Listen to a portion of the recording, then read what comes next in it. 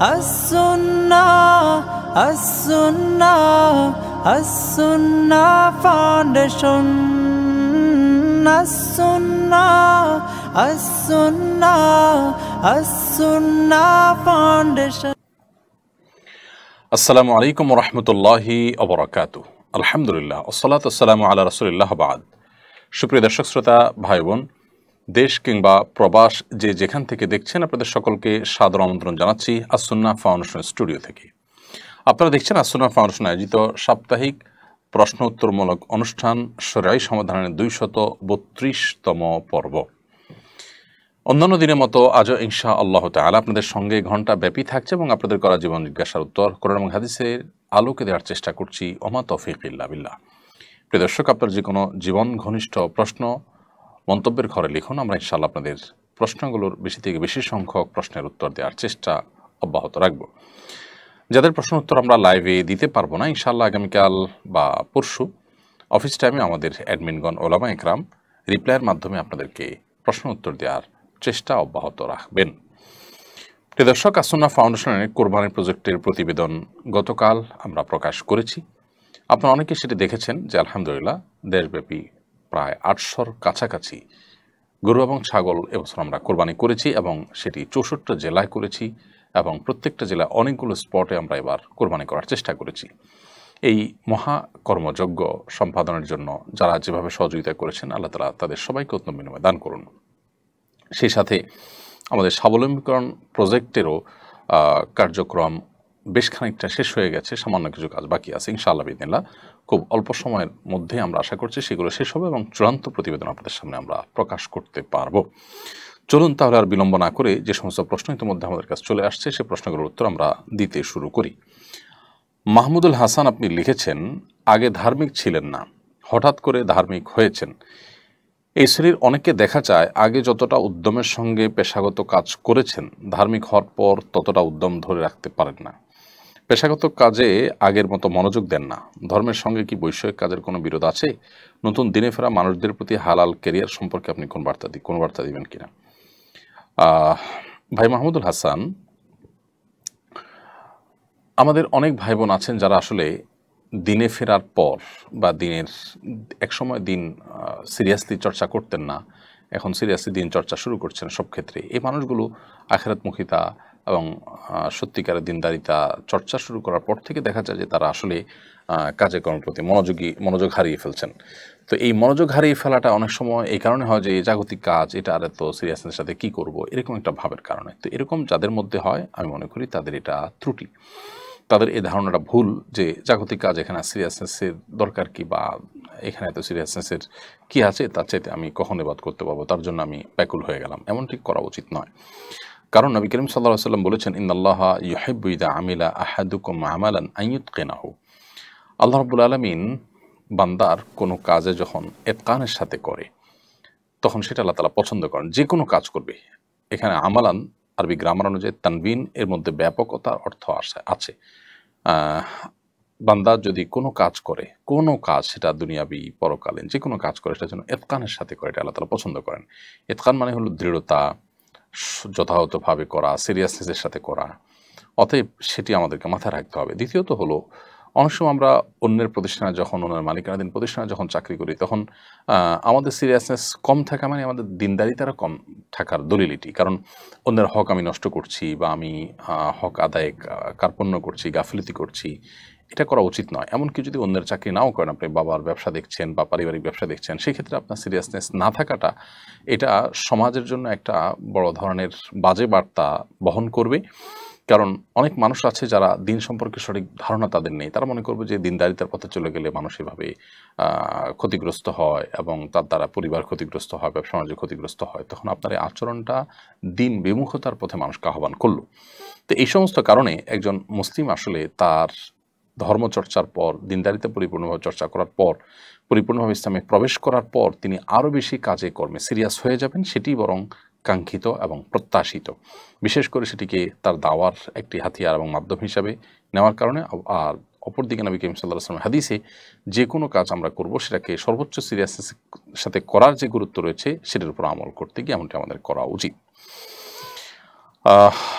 আব্দুল হাকিম আপনি লিখেছেন, কয়েকদিন পরে হিজরি নববর্ষ শুরু হবে। হিজরি নববর্ষে মুমিনদের করণীয় বর্জনীয় সম্পর্কে জানাবেন। এদিন ভালো খেলে নাকি সারা বছর ভালো খাওয়ার সুযোগ হয়, এটা কতটুকু সত্য? হিজরি নববর্ষ শুরু হলে বছরের প্রথম দিন, নতুন বছরের প্রথম দিন ভালো খেলে সারা বছর ভালো থাকা যায়, এরকম একটা কথা লোকমুখে প্রচলিত আছে। এবং একটি হাদিসের নামে একটা মিথ্যা এবং বানোয়াট উক্তিও এক্ষেত্রে বর্ণিত আছে। তো এটি আসলে একেবারে ভিত্তিহীন কথা। কোনো কোরআন অথবা হাদিসের কোনো জায়গায় এটি সাব্যস্ত হয়নি যে হিজরি বর্ষের প্রথম দিন ভালো খেলে সারা বছর ভালো থাকা যাবে। বরং এটি একান্ত মনগড়া কথা এবং ভিত্তিহীন কথা। এছাড়া হিজরি নববর্ষকে কেন্দ্র করে অনেক কুসংস্কারচ্ছন্ন বিশ্বাস আমাদের সমাজে আছে, সেগুলো থেকে আমাদের বেরিয়ে আসতে হবে। বরং হিজরি নববর্ষকে সামনে রেখে হিজরতের শিক্ষা, তাৎপর্য সেগুলো আমরা স্মরণ করতে পারি, আমাদের স্মরণে আসতে পারে। কিন্তু নববর্ষকে কেন্দ্র করে কোনো আনুষ্ঠানিকতা, কোনো ঘটা, উদযাপন, এগুলো সবগুলো অগ্নিপূজক এবং প্যাগান প্রকৃতি পূজারীদের যে নওরোজ বা আপনার নতুন বছরের প্রথম দিন উদযাপনের যে সংস্কৃতি ছিল, সেটি হাজার হাজার বছর ধরে চলে আসছে এবং খ্রিস্টানরা সেটি তাদের মধ্যে ধারণ করেছে। একসময় খ্রিস্টানরা এটাকে তাদের ধর্মীয় দৃষ্টিকোণ থেকে অপরাধ মনে করতো, সেটা এখন তারা করছে। এমনকি আপনার একটা পর্যায়ে এসে এখন মুসলমানরাও সেই কাজগুলো করছে। তো বছরের প্রথম দিনকে উদযাপন করা এটি অগ্নিপূজক এবং প্রকৃতি পূজারীদের কাজ, তারা এটি করতো, পারস্যের অগ্নিপূজকদের থেকে এটি শুরু। তো এটি কোনো মুসলমানের কালচার হতে পারে না। বিধায় হিজরি নববর্ষকে কেন্দ্র করে কোনো আনুষ্ঠানিকতার কোনো সুযোগ আসলে ইসলামের শরীয়তের দৃষ্টিকোণ থেকে নেই। তবে হিজরত এর হিজরি সনের তাৎপর্য, হিজরি সনের শিক্ষা, হিজরি সন সংরক্ষণের গুরুত্ব, এই বিষয়গুলো আমাদের সারা বছর জুড়ে আলোচনা হতে পারে। হিজরি বর্ষের শুরুতে সেটা আমাদের মনে বেশি হতে পারে। এর বাইরে আসলে হিজরি সনকে কেন্দ্র করে কোনো আনুষ্ঠানিকতা বা কোনো সংস্কৃতি অথবা কোনো বিশেষ ধারণা যেগুলো আপনার মানুষের মধ্যে প্রচলিত আছে, যেমন যে প্রথম দিন ভালো গেলে সারা বছর খাওয়া যাবে ইত্যাদি ইত্যাদি, এগুলো একেবারেই অমূলক এবং কোরআন হাদিস বিশ্লেষণ করলে আমরা দেখি যে এগুলো আসলে সঠিক কোনো কাজ নয়। এরপর আশিক মণ্ডল লিখেছেন, আমি মাগরিবের নামাজে ইমামতি করার সময় প্রথম বৈঠকে তাশাহুদের জায়গায় ভুলে সূরা ফাতিহার কিছু অংশ পড়ে ফেলেছি। আমার মনে আসার সাথে সাথে তাশাহুদ পড়েছি, কিন্তু সাহু সিজদা করিনি।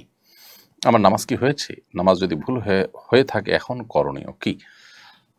আপনি প্রথম বৈঠকে তাশাহুদ না পড়ে সূরা ফাতিহা পড়ে ফেলেছেন, কিছু অংশ পড়ে ফেলেছেন সূরা ফাতিহার। সেটা যদি এক শব্দ দুই শব্দ না হয়ে বেশ কিছু অংশ হয়ে থাকে, 1 আয়াত 2 আয়াত 3 আয়াত আপনি পড়ে ফেলেছেন, তাহলে সেক্ষেত্রে সিজদা সাহু করা দরকার ছিল। সিজদা সাহু যদি না করে থাকেন তাহলে সে নামাজটা আপনি পুনরায় দোহরায় নেবেন। আব্দুল আউয়াল আপনি লিখেছেন, বিভিন্ন কোটার কারণে মেধাবীদের চাকরি পেতে সমস্যা হয়, কোটা থাকা শরীয়তের দৃষ্টিকোণ থেকে ন্যায়সঙ্গত কিনা?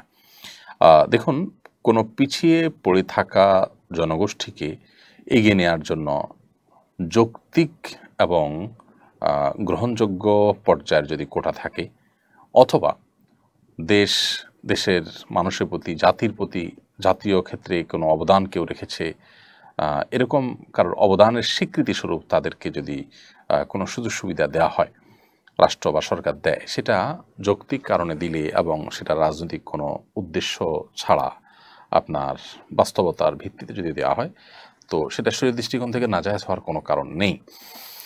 বাট সেটা যদি অযৌক্তিক কারণে দেওয়া হয় অথবা অযৌক্তিক রেশিওতে দেওয়া হয়, তাহলে সেটা অবশ্যই অন্যায্য হবে এবং জুলুমে পর্যবসিত হবে। বিশেষ করে যে সমস্ত জায়গায় আসলে মেধার ক্ষেত্রে ছাড় দেওয়া উচিত নয়, যেখানে আসলে মেধাই সব কিছুর উপরে প্রায়োরিটি পাওয়া উচিত, না হলে জাতি ক্ষতিগ্রস্ত হবে, মানুষ ক্ষতিগ্রস্ত হবে, বিভিন্নভাবে আমাদের স্বার্থ ক্ষুণ্ণ হবে জাতির, সেরকম জায়গাতে বিশেষ করে এই ধরনের ফ্যাসিলিটিস যদি থাকে, কোটার ফ্যাসিলিটিস বা কোটার সুযোগ, তাহলে সেক্ষেত্রে এখান থেকে জাতি ক্ষতিগ্রস্ত হতে পারে, এরকম কোনো সিদ্ধান্ত নেওয়ার মতো ব্যাপার হলে সেটিতে অবশ্যই অন্যায় হবে। এগুলো আসলে পরিস্থিতি এবং ডিমান্ড, প্রয়োজন এবং আপনার আমাদের সাধ্য, এসব কিছুকে সমন্বয় করে এগুলো করতে হবে। এগুলোর ক্ষেত্রে রাজনৈতিক উদ্দেশ্য, ভোটের রাজনীতিকে মাথায় রেখে করলে অথবা অন্য কোনো কারণে করলে, অথবা যে কোনো কারণেই হোক না কেন, তাতে জাতীয়ভাবে আমরা ক্ষতিগ্রস্ত হলে সেরকম সিদ্ধান্ত যদি নেওয়া হয়, সেটা অবশ্যই ভুল হবে এবং অন্যায় হবে। অনেক সময় দেখা যায় যে আমরা এই জাতীয় কোটার কারণে নানামুখী বিপত্তির মুখে পড়ি। মেয়েদের জন্য যে কোটার ব্যবস্থা রাখা হয়েছে এবং বিভিন্ন সেক্টরে তাদের জন্য বিশেষ বিশেষ কোটা, বিশেষ করে নার্সিংয়ের কাজে মেয়েদের কোটা অনেক বেশি ছেলেদের তুলনায়, এরকম আর অনেক জায়গা আছে। তো এই যে কোটা, এই কোটাগুলো বেশিরভাগ ক্ষেত্রে যে সমস্যা তৈরি করে তা হলো ছেলেরা, যুবক ছেলেরা তারা বেকারত্বের হার তাদের মধ্যে বাড়তে থাকে। মেয়েদের তাদের স্বকীয়তা বজায় রেখে মেয়েরা মেয়েদের অঙ্গনে কাজ করবে, ইসলাম সেটাকে নিষেধ করে না। একজন মুসলমান হিসাবে আমরা কেউ সেটাকে ডিনাই করি না। একজন মেয়ে, নারীদের যে সমস্ত সার্ভিসের ব্যাপার থাকবে সেগুলো একজন মেয়ে দিবেন, সেটাই কাঙ্ক্ষিত। অতএব তিনি সেই জায়গাতে কাজ করবেন, করতে পারেন। কিন্তু তাকে ছেলেদের সাথে যদি মিশিয়ে ফেলা হয় বা যেখানে ছেলেরা কাজ করতে পারে সেখানে ছেলেদের তুলনায় তাদেরকে যদি প্রায়োরিটি দেওয়া হয়, তাহলে সেটা কি হবে? তার ফলশ্রুতিতে যা হওয়ার তা হচ্ছে সমাজ আমরা দেখতে পাচ্ছি। একজন মেয়ে তিনি যদি স্বাবলম্বী হন, আর্থিকভাবে শক্তিশালী হন, তিনি দুর্বল ছিলেন একসময়, এরপর আস্তে আস্তে তিনি শক্তিশালী হয়েছেন। বাস্তবতা হলো যে এরকম পরিস্থিতি তৈরি হলে তখন এই মেয়ের সংসার খুব বেশি একটা টেকে না বা দাম্পত্য কলহ তার দিন দিন বাড়তে থাকে। এর বিপরীতে একজন ছেলে যদি চাকরি না থাকে, তার বেকার থাকেন, এরপর চাকরি পান, কিংবা অর্থনৈতিকভাবে তিনি স্বাবলম্বিতা অর্জন করেন, তার অর্থনৈতিক ভিত্তি যদি মজবুত হতে থাকে, তখন তার দাম্পত্য সম্পর্ক আরও ভালো হয়। এই বাস্তবতাকে বোধহয় আমরা কেউ অস্বীকার করতে পারবো না। এটাকে নিয়ে আমরা যে যত কথাই বলি, কিন্তু এই চিত্রটাকে অস্বীকার করবার কোনো সুযোগ নেই। তো কোটার ক্ষেত্রে বিশেষ করে এই জাতীয় বৈষম্য বা এই জাতীয় অনাচার বা এই জাতীয় সমস্যা বা সংকট যদি সৃষ্টি করে, সেটা অবশ্যই অযৌক্তিক হবে, অন্যায্য হবে। এই জন্য এটা ভ্যারি করবে যে পরিস্থিতিটা কি, কতটুকু রাখা হলো, অনেক বেশি রাখা হলো কিনা, তাতে আমাদের মেধাবীদেরকে কাজে কর্মে লাগতে নিরুৎসাহিত করা হয় কিনা, মেধাবীরা দেশ ছেড়ে বিদেশে চলে যায় কিনা, মেধাহীন লোকরা চলে এসে আমাদের জাতীয় সেক্টরে সমস্যা তৈরি করে কিনা, এই বিষয়গুলো খুবই গুরুত্বপূর্ণ। অতএব সেগুলোকে মাথায় রাখা দরকার। পশ্চিমারা বিভিন্ন লোন সুযোগ সুবিধা দিতে গিয়ে আমাদের দেশে যারা যখন ক্ষমতা থাকে, সরকারকে চাপ দিয়ে সমস্ত কোটাগুলো, বিভিন্ন কোটা তারা তাদের মতো করে আদায় করে নেয়। নারীর ক্ষমতায়ন, এসডিজি গোল, নানা রকমের মুখরোচক স্লোগান দিয়ে তারা এই জাতীয় বিষয়গুলো সাধারণত পেড়ে থাকে এবং এই সুযোগ সুবিধাগুলো তারা আদায় করে নিয়ে থাকে। তো এই বিষয়গুলোতে আমাদের আরও দায়িত্বশীল হওয়া উচিত এবং আমাদের মেরুদণ্ড শক্ত থাকা উচিত যে বিদেশিদের চাপে আমরা সব কিছু করে ফেলবো। আমাদের সংস্কৃতি, আমাদের ধর্মীয় দৃষ্টিভঙ্গি, এদেশের মানুষের যে কালচার, তার সবগুলোকে বৃদ্ধাঙ্গুলি দেখিয়ে শুধুমাত্র বিদেশিদের চাপেই আমরা একটার পর একটা কোটার খড়গ যদি আমরা দিতে থাকি, তাহলে সেটা অনেক ক্ষেত্রেই আমাদের অচলাবস্থা তৈরি করবে এবং অনেক ক্ষেত্রে আমাদেরকে সংকটের দিকে নিয়ে যাবে। বিশেষ করে মেধাবীরা নানা কারণে এমনিতে দেশে থাকছে না, তরুণরা চলে যাচ্ছে দেশের বাইরে। এরা যদি এভাবে চলতে থাকে তাহলে সেক্ষেত্রে নিশ্চয়ই সেটা আমাদের কারোর জন্য ভালো কিছু বয়ে আনবে না। অতএব মৌলিকভাবে আমি শরিয়ার দৃষ্টিকোণ যদি বলি, তো একজন পরিবারের কর্তা যেরকম তার পরিবারের সদস্যদের মধ্যে কোনো একজন পিছিয়ে আছেন, তাকে এগিয়ে নেওয়ার জন্য বিশেষ কোনো সুবিধা দেন, এটা যেরকম নাজায়েজ নয়, অতএব রাষ্ট্রীয়ভাবে রাষ্ট্র যারা পরিচালনা করছেন তারা কোনো ক্ষেত্রে কোটা ব্যবস্থা রাখলে সেটা নিষিদ্ধ নয়। বিশেষ করে যখন কেউ রাষ্ট্রের প্রতি কোনো অবদান রেখেছেন, তাদেরকে স্বীকৃতিস্বরূপ কোনো কোটা দেওয়া হলো, কোনো সুবিধা দেওয়া হলো, এই সুবিধাগুলো দেওয়া অন্যায্য নয়, কিন্তু এটার রেশিওটা যেন যৌক্তিক হয়, অযৌক্তিক না হয়। বিশেষ করে যে সমস্ত জায়গায় মেধার ক্ষেত্রে কোনো ছাড় দেওয়া উচিত না, সে সমস্ত ক্ষেত্রে আপনার কোটা যথাসম্ভব না রাখা, এই বিষয়গুলো আসলে অবস্থা এবং পরিস্থিতির উপরে ভিত্তি করে এগুলোর বিধান শরীয়ত দৃষ্টিকোণ থেকে আসবে। এখানে অসৎ উদ্দেশ্য যদি কাজ করে, রাজনৈতিক টার্গেট লক্ষ্য যদি কাজ করে, জাতির ক্ষতি হোক আর লাভ হোক, তাহলে সেক্ষেত্রে সেটা যে অন্যায়, সেটা যে গুনাহের কাজ হবে, সেটি বোঝার জন্য পণ্ডিত হওয়ার প্রয়োজন নেই। আরিফুর রহমান আপনি লিখেছেন, নেদারল্যান্ডসে স্বেচ্ছা মৃত্যু বৈধ। দেশটির আইনে স্বেচ্ছা মৃত্যুর জন্য আবেদন করা যায়। চিকিৎসকেরা শারীরিক মানসিক যন্ত্রণা অসহনীয় ও নিরাময় অযোগ্য বলে প্রমাণ পেলে সম্মতি দেন। 2023 সালে নেদারল্যান্ডসে 5068 জনের স্বেচ্ছা মৃত্যু বেছে নিয়েছেন। এই হার দেশটির ওই বছরের মোট মৃত্যুর প্রায় 5%। এই ধরনের আইন কারণ কতটা গ্রহণযোগ্য বলে মনে করেন? দেখুন, নেদারল্যান্ডস হোক আর পৃথিবীর অন্য কোনো দেশ হোক, আত্মহত্যাকে যারা বৈধতা দিচ্ছেন, ইসলামী শরিয়ার দৃষ্টিকোণ থেকে সেটি হারাম, সেটা তো বলাই বাহুল্য। তারা যেহেতু ইসলামিক কান্ট্রি নয় এবং তাদের নাগরিকরা মুসলমান নন, অতএব শরিয়ার বিধিবিধান তো আর তাদের জন্য প্রযোজ্য নয়। তবে আমরা যদি এখানে একটু দেখার চেষ্টা করি যে মানুষগুলোকে পৃথিবীর সবচেয়ে সুখী মনে করা হয় বা যারা আমাদের চাইতে অনেক দিক থেকে এগিয়ে আছেন, তারা স্বেচ্ছায় মৃত্যুবরণ করতে বা আত্মহত্যা করতে তারা অনেক বেশি আগ্রহী এবং অগ্রসর। এর কারণটা কি? নিশ্চয়ই এর কারণ হলো ডিপ্রেশন, এর কারণ হলো মানসিক অশান্তি, মানসিক শান্তির অভাব। তো এই অবস্থাটা মূলত কেন এসেছে? এর কারণ হলো যে মানুষের আসলে বৈষয়িক উন্নতি এটা মানুষকে মানসিক প্রশান্তি এনে দিতে পারে না। মানসিক প্রশান্তির জন্য মানুষ আসলে কারোর কাছে নিজেকে সমর্পণ করতে চায়। এটা মানুষের প্রকৃতি। আর সেজন্য ঈমানের, আল্লাহর প্রতি বিশ্বাসের কোনো বিকল্প পথ আমাদের সামনে খোলা নেই। এটি একটা ব্যাপার। দ্বিতীয়ত হলো যে স্বেচ্ছা মৃত্যুর বৈধতার সপক্ষে যারা আছেন, আজকাল আমাদের অনেক মুসলমানরাও আছেন প্রত্যেকটা বিষয়ে লজিক খোঁজেন এবং তার যুক্তি, বিবেক, বুদ্ধি যেটাকে ভালো মনে করেন সেটাকে ভালো মনে করেন। আসলে ভালো এবং মন্দের এরকম কোনো ডেফিনিশন তার করার সুযোগ আদৌ আছে কিনা? এটা যদি আমরা একটু ভাববার চেষ্টা করি তাহলে আমরা দেখব যে নবী করিম সাল্লাল্লাহু আলাইহি ওয়াসাল্লাম যে বিষয়গুলো আমাদেরকে নিষেধ করেছেন, আল্লাহ তাআলা যেগুলো আমাদেরকে নিষেধ করেছেন, কোরআন সুন্নাহ যেগুলো নিষিদ্ধ হয়ে গেছে সেগুলো আমাদের বুঝে আসুক আর না আসুক সেগুলো আমাদের জন্য অকল্যাণকর। অনেক কিছু আছে ইসলামের যেগুলো নিষিদ্ধ ছিল, সেগুলোর অকল্যাণকারিতা, সেগুলোর ক্ষতি কেন নিষেধ করা হয়েছে, কোন ক্ষতির ভিত্তিতে নিষেধ করা হয়েছে এটা মানুষ বুঝতো না। কিন্তু একটা সময় দুনিয়াতে মানুষ সেগুলো নিয়ে গবেষণা করেছেন বা অন্য কোনো গবেষণা প্রসঙ্গে সেটা প্রমাণিত হয়ে গেছে যে সেই নিষিদ্ধটা যথার্থ এবং মানুষের জন্য সেই নিষিদ্ধটা লঙ্ঘন করার ভিতরে কোনো কল্যাণ নেই। অতএব আত্মহত্যার বিষয়টাও এরকমই, এর বাইরে এর মধ্যে কোনো কল্যাণকারিতা থাকতে পারে না। যারা মনে করছেন যে একজন মানুষের জীবন তার, অতএব জীবন রাখবেন কি রাখবেন না এটা একান্ত তার ব্যাপার, আমরা যদি বলি যে এটা একান্ত কারোর নিজস্ব ব্যাপার হয় তাহলে মানুষের জন্মগ্রহণ করা, মানুষের বেঁচে থাকাটা কি মানুষের আসলে তার হাতে, এটা কার হাতে? নিশ্চয়ই এক মানে কেউ না কেউ এটা নিয়ন্ত্রণ করছেন। যিনি এটা নিয়ন্ত্রণ করছেন আমরা মুসলমানরা মনে করি তিনি মহান আল্লাহ। তারই একজন মানুষের জীবন কখন অবসান হবে না হবে সেই ডিসিশন নেওয়ার একমাত্র ইখতিয়ার আছে। যেটা আপনি নিজে দিতে পারবেন না সেটা আপনি নেন কোন যুক্তিতে? এখন কেউ বলবেন যে এটা একান্ত তার ব্যাপার, এখানে কারোর কোনো সে চলবে না। তো এটা তো ওই ব্যক্তি বলতে পারেন যিনি কোনো সৃষ্টিকর্তা বিশ্বাসী নন, অথবা যিনি মনে করেন যে সবকিছু এমনি এমনি হয়ে গেছে, যিনি মনে করেন যে আল্লাহর সামনে কাউকে যেতে হবে না, যিনি পরকালে বিশ্বাস করেন না। এটি একটা ব্যাপার। আরেকটা বিষয় হলো যে অনেক কিছু আমাদের কাছে আজকাল খুব যৌক্তিক মনে হচ্ছে, যেটা হয়তো অনেক আগে যৌক্তিক ছিল না। এরকম বহু এক্সাম্পল দেওয়া যাবে যে এক্সাম্পলগুলো দিনের আলো মতো পরিষ্কার করে দিব আমাদের কাছে, যে সব ক্ষেত্রে সব সময় মানুষ যেটাকে যৌক্তিক মনে করে সেটা সঠিক হয় না। এক সময় মানুষ যেটাকে যৌক্তিক মনে করতে এখন এটা অযৌক্তিক প্রমাণ হয়েছে। এখন যেটাকে যৌক্তিক মনে করছে মানুষ একটা সময় এটা অযৌক্তিক মনে করবে। এজন্য মানুষের যুক্তি অযুক্তি বিবেচনা করে আসলে সত্য অসত্য বা সঠিক বা ভুল এটা নিরূপণ করার কোনো সুযোগ নেই। বিধায় ইসলাম শরীয়তের দৃষ্টিকোণ থেকে এগুলো অন্যায় এবং অন্যায্য কাজ এবং গুনাহের কথা কোন অবস্থাতে এটার কোনো সুযোগ নেই। আর এভাবে তারা একের পর এক স্বেচ্ছা মৃত্যু বা আত্মহত্যার পথে পা বাড়ানোটা প্রমাণ করে যে তারা আসলে মানসিকভাবে শান্তিতে নেই। উচ্ছ্বাস ইকবাল আপনি এআইডি থেকে লিখেছেন, আসসালামু আলাইকুম, উত্তরে আমার একজন নিকটাত্মীয় শুধু ওয়ালাইকুম বলেন। ওনার ভাষ্য মতে অনেকে ভুলভাবে সালাম দেয় যেটার অর্থ বিকৃত হয়ে যায়। ওয়ালাইকুমের অর্থ আপনার ক্ষেত্রেও তাই, এই জন্য উনি ওয়ালাইকুম বলে উত্তর দেন, বিষয়টা বলে সেগুলো উপকৃত হব। এটা সঠিক কাজ নয়, কারণ আমাদের দেশে যারা সালামকে ভুলভালভাবে দেন সেখানে যে বিকৃত হয়ে অর্থ একেবারে উল্টা মেরুতে শান্তির দোয়ার জায়গাতে অশান্তির প্রার্থনা হয় বা কামনা হয়, এরকম পর্যায়ে চলে যায় যে সেটা আমার মনে হয় না। যার কারণে আসসালামু আলাইকুমের উত্তরে ওয়ালাইকুম শুধু বলাটা অনুচিত।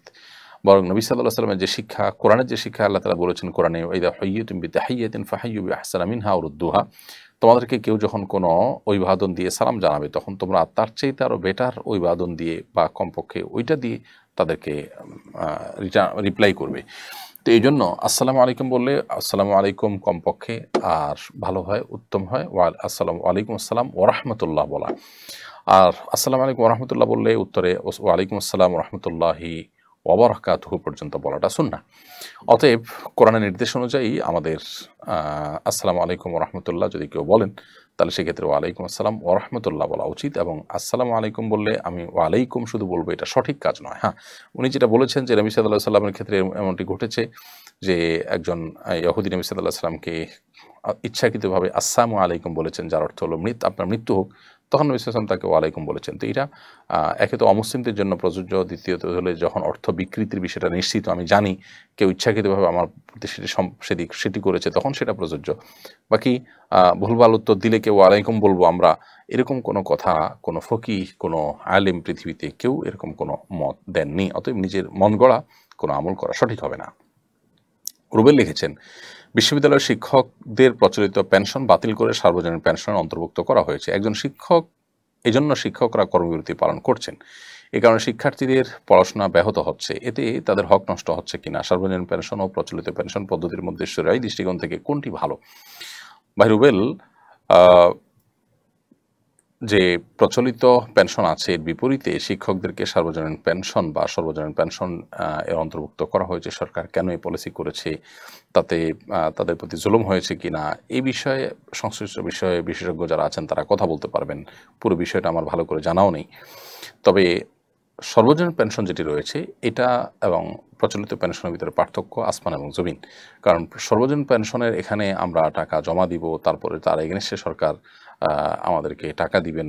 এখানে ব্যাপারটা একেবারে সুদ সম্পূর্ণই আপনার এটা সুদী ব্যবস্থা, যে আপনি টাকা দিবেন তার বিনিময়ে আপনাকে টাকা বাড়িয়ে দেওয়া হবে, এটা সুদ। তো প্রচলিত পেনশন যেটা, এই প্রচলিত পেনশনটা সুদের আওতায় পড়ে না, কিন্তু সর্বজনীন পেনশনটা সুদের আওতায় পড়ে। বিধায় বাধ্য করা বিশ্ববিদ্যালয়ের শিক্ষক বা যে কোনো পর্যায়ে শিক্ষক হোক তাদেরকে, বা যে কোনো মানুষ হোক তাদেরকে এই সুদী কারবারে জড়াতে বাধ্য করাটা সরকারের জন্য কোনো অবস্থাতে উচিত নয়। এ ব্যাপারে সরকারের কাছে দাবি দেওয়া, পেশ করা, আন্দোলন করা এটা শিক্ষকদের নৈতিক অধিকার আমি মনে করি। আমরা এর আগে বিভিন্নভাবে বলার চেষ্টা করেছি যে সর্বজনীন পেনশন যেটি ঘোষিত হয়েছে এটি যুগান্তকারী একটি সিদ্ধান্ত হয়েছে, সন্দেহাতীতভাবে ভালো। তবে এটির ইসলামিক উইং খোলা উচিত। কেউ চাইলে যেন সুদমুক্তভাবে এই লেনদেন করতে পারে সেই সুযোগটা রাখা উচিত। এই জন্য দেশে ওলামা ইকরামের সাথে কথা বলে একটা সুদমুক্ত উইং খোলার জন্য আমরা পরামর্শ দিয়েছি। তাহলে সেক্ষেত্রে এটার শরীয়ী দৃষ্টিকোণ থেকে সর্বজনীন পেনশনের পরে কোনো আপত্তি থাকবে না। সাদিয়া বিনতু শিহাব বিআইডি থেকে আপনি লিখেছেন, পরিহিত কাপড় দিয়ে মুখ মুছলে নাকি দারিদ্র আসে, এটা কতটুকু সত্যি? নিজের পরনে থাকা কাপড় এটা দিয়ে মুখ মুছুক, শরীরে অন্য কিছু মুছুক, এটার কারণে কোনো দারিদ্র ইত্যাদি আসবে যদি কেউ মনে করেন, তাহলে সেটা নিছকই একটা মন গড়া কথা, এর কোনো ভিত্তি কোনো হাদিসে নেই। এবং কুসংস্কারের জন্য এই ধরনের বিষয় একজন মুসলমান কখনো ধারণ করতে পারেন না। বরং আপনার পরনে থাকা কাপড় যদি পাক থাকে সেটা দিয়ে আপনি মুখ, হাত, শরীরের যে কোনো অঙ্গ মুছতে পারেন, কোনো অসুবিধা নেই। এমনি আরিফবিল আপনি লিখেছেন, মুআবিয়া রাদিয়াল্লাহু তাআলা আনহুকে নিয়ে অনেক মানুষ বাজে মন্তব্য করে, আসলে তিনি কেমন জানতে চাই। ভাই আরিফবিল্লাহ, নবী করিম সাল্লাল্লাহু আলাইহি সাল্লামের অত্যন্ত আস্থাভাজন একজন ব্যক্তি ছিলেন মুআবিয়া রাদিয়াল্লাহু তাআলা আনহু, এবং তিনি কাতিবে ওয়াহি বা ওহির লেখক ছিলেন। নবী করিম সাল্লাল্লাহু আলাইহি সাল্লামের আত্মীয় ছিলেন। নানা কারণে মুআবিয়া রাদিয়াল্লাহু তাআলা আনহু আমাদের কাছে খুবই তাৎপর্যপূর্ণ, ফজিলতপূর্ণ একজন সাহাবী। নবী করিম সাল্লাল্লাহু আলাইহি সাল্লাম তার সাহাবীদের সম্পর্কে পরিষ্কারভাবে বলেছেন, লা তাসুব্বু আসহাবি, যারা আমার সাহাবী ছিলেন তাদেরকে তোমরা সমালোচনা করো না। এখানে পরিষ্কারভাবে নিষেধাজ্ঞা আমরা পেলাম যে নবী সাল্লাল্লাহু আলাইহি সাল্লাম কোনো সাহাবীদের নিয়ে কোনো সমালোচনা করা যাবে না, অর্থাৎ সমালোচনা করে কোনো সূত্র পেলেও সমালোচনা করা অনুচিত। সেই জায়গা থেকে মুআবিয়া রাদিয়াল্লাহু তাআলা নিয়ে বাজে মন্তব্য করলে সেটা অবশ্যই অন্যায় কাজ, গর্হিত কাজ এবং নিষিদ্ধ কাজের আওতায় পড়বে, এবং আহলুস সুন্নাহ ওয়াল জামাতের আদর্শ বহির্ভূত কাজ হবে যদি কেউ মুআবিয়া রাদিয়াল্লাহু তাআলা নিয়ে বাজে মন্তব্য করে। মুআবিয়া রাদিয়াল্লাহু তাআলা আনহু যার প্রতি নবী সাল্লাল্লাহু আলাইহি সাল্লাম আস্থা রাখতে পেরেছেন, আমরা আস্থা রাখবো না? নবী সাল্লাল্লাহু আলাইহি সাল্লাম যেখানে উম্মি ছিলেন, লেখা বুঝতেন না, পড়তে পারতেন না, সেখানে রাদিয়াল্লাহু তাআলাকে দিয়ে ওহী লিখিয়েছেন, এত বড় একটা সেন্সিটিভ কাজের দায়িত্ব তাকে দিয়েছেন এবং তাকে আস্থা ভাজন মনে করেছেন, তাকে দোষারোপ করার কোনো অধিকারই আমাদের কারণ নেই। হ্যাঁ, মুআবিয়া রাদিয়াল্লাহু তাআলা আনহু যদি কোনো সিদ্ধান্ত, রাজনৈতিক কোনো সিদ্ধান্ত বা জাগতিক কোনো সিদ্ধান্ত যদি ভুল হয়ে থাকে, তার জন্য তিনি আল্লাহর কাছে ক্ষমাপ্রাপ্ত হবেন। কারণ প্রথমত ইজতিহাদি ভুল, বুঝের ভুল মানুষের মাফ থাকে। সাহাবীরা কেউ নিজের ব্যক্তি স্বার্থ চরিতার্থ করবার জন্য কোনো কাজ করেছেন, এই অভিযোগ যদি কেউ করে তাহলে তিনি সাহাবীদের সম্পর্কে আসলে কিছুই জানেন না, সেটির প্রমাণ বহন করবে। কারণ সাহাবীরা ব্যক্তি স্বার্থের অনেক ঊর্ধ্বে উঠতে পেরেছিলেন।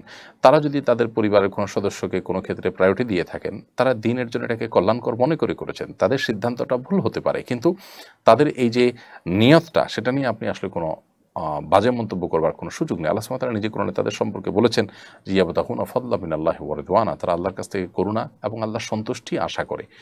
এটা আল্লাহর পক্ষ থেকে দেওয়া সার্টিফিকেট। অতএব তাদের উদ্দেশ্য নিয়ে আপনি কোনো রকম বাজে কথা বলার কোনো সুযোগ নেই। এই জন্য সাহাবীদেরকে গালিগালাজ করা এটা ফাসিকি এবং ফুজুরি কাজ, আহলুস সুন্নাহ জামাতের আদর্শ পরিপন্থী কাজ, সেটা করা আমাদের কারোর জন্যই জায়েজ নয়। যদি কেউ এরকম করে থাকেন তিনি অবশ্যই অন্যায়কারী হিসেবে বিবেচিত হবেন। সাইদ আল হাসান আপনি লিখেছেন, চাঁদপুরের মতলব উত্তর উপজেলায় ঘুষের বিরুদ্ধে বয়ান করা ইমামকে চাকরিচ্যুত করা হয়েছে। ইমামের পক্ষাবলম্বন করায় 4 পরিবারকে করা হয়েছে সমাজচ্যুত। এবারে সেখানকার আলেম ওলামা মুসল্লিদের করণীয় কি, মুসল্লিদের এবং আলেম ওলামাদের কর্তব্য এখানে যে সমস্ত মানুষগুলো ইমামকে ঘুষের বিরুদ্ধে বয়ান করার জন্য এরকম পরিস্থিতির মুখোমুখি করেছেন তাদেরকে তাদের বিরুদ্ধে গণ আন্দোলন গড়ে তোলা, তাদের যে বাস্তবিক রূপ সেটা তুলে ধরা। এমনকি আমাদেরও প্রত্যেকে যার যার জায়গা থেকে দেশের অন্যান্য প্রান্তেও আমরা যারা আছি তাদের কথা বলা উচিত এদের বিরুদ্ধে। যারা ঘুষের বিরুদ্ধে কথা সহ্য করে না, তারা ঘুষ চায় দেশে, তারা এই দেশের শত্রু, তারা এই সমাজের শত্রু, তারা মুসলমানদের শত্রু, অন্যান্য ধর্মাবলম্বীদের শত্রু। অতএব এই শত্রুরা এবং খারাপ মানুষগুলো তারা ভালো মানুষদেরকে সমাজচ্যুত করে ফেলবে, তাদের উপরে খড়গহস্ত হবে, আর সেটা আমরা যদি সহ্য করি তাহলে সেক্ষেত্রে আল্লাহর কাছে তার জন্য আমাদেরকে দায়ী হতে হবে। এজন্য যারা এই কাজ করছেন তদন্ত করে দেখা হোক যে এই ঘটনা সত্য কিনা, যদি সত্য হয়ে থাকে তাহলে এর জন্য যারা দায়ী এবং এর সাথে যারা সংশ্লিষ্ট আছে তাদেরকে বিচারের আওতায় আনা হোক এবং তাদের চেহারাগুলো জাতির সামনে উন্মোচন করা হোক। ঘুষখোর এবং অন্যায়কারী ব্যক্তিরা প্রকাশ্যে তাদের অন্যায়ের পক্ষে কীভাবে অবস্থান তারা নিতে পারে। তো পুরো বিষয়টাকে তদন্ত করে ওলামায়ে কেরাম, সিনিয়র ওলামায়ে কেরাম এবং আরও দায়িত্বশীল যারা আছে তারা পদক্ষেপ নেওয়া দরকার বলে আমরা মনে করি। এমডি জাহিদুল ইসলাম আপনি লিখেছেন, আমি মামাতো বোনকে বিয়ে করতে চাই কিন্তু সে আমার মায়ের দুধ পান করেছেন, আমার সাথে পান করেননি, আমার ছোট ভাইয়ের সাথে পান করেছে, আমি কি তাকে বিয়ে করতে পারবো? ভাই জাহিদুল ইসলাম, একই মায়ের দুধ আপনারা যদি পান করে থাকেন তো কার সাথে পান করেছে, আগে করেছে না পরে করেছে, এগুলো বিবেচ্য বিষয় নয়, বরং তিনি আপনার দুধ বোন হিসাবে বিবেচিত হবেন এবং যার কারণে তার সাথে আপনার বিবাহ বন্ধনে আবদ্ধ হওয়া যায় হবে না। আপনার মামাতো বোন যেহেতু আপনার মায়ের দুধ পান করেছেন, সো আপনারা পরস্পরের দুধ ভাই বোনের মতো হয়ে গেছেন, আপনারা একে অন্যকে বিবাহ করতে পারবেন না। হাসান মারুফ সরকার আপনি লিখেছেন, এসএসসি পরীক্ষায় নকল করে 4.79 পাই, এই জন্য আমি অনুতপ্ত, এখন আমার করণীয় কি? যদি কেউ নকল করে পরীক্ষা পাশ করে থাকেন তিনি অবশ্যই অন্যায় করেছেন, একটা অপরাধ করেছেন, আমানতের খেয়ানত করেছেন, তিনি আল্লাহ সুবহানাহু ওয়া তাআলার কাছে এর জন্য ক্ষমা প্রার্থনা করবেন এবং নিজে কখনো এ ধরনের অপরাধ আর করবেন না মর্মে সংকল্প করবেন। এর বাইরে তার বিশেষ কোনো করণীয় নেই, এর কারণে তার চাকরি উপার্জন হারাম হয়ে যাবে, ব্যাপারটা সেরকম নয়। আরাফাত রহমান আপনি লিখেছেন, গ্রাম উত্তম না শহর উত্তম? কিছুদিন ধরে এই নিয়ে অনলাইনে বিতর্ক হতে দেখা যাচ্ছে। অনেকে গ্রাম খারাপ হওয়া বোঝাতে একটা আয়াতের রেফারেন্স দিচ্ছেন যাতে বলা হয়েছে গ্রাম্যদের মধ্যে মুনাফিকি বেশি। আসলেই কি গ্রাম আর শহর বিষয়ে কোনো নির্দেশনা দেয়? আসলে কি গ্রাম আর শহর বিষয়ে কোনো নির্দেশনা দেয় কোরআন এবং সুন্নাহ?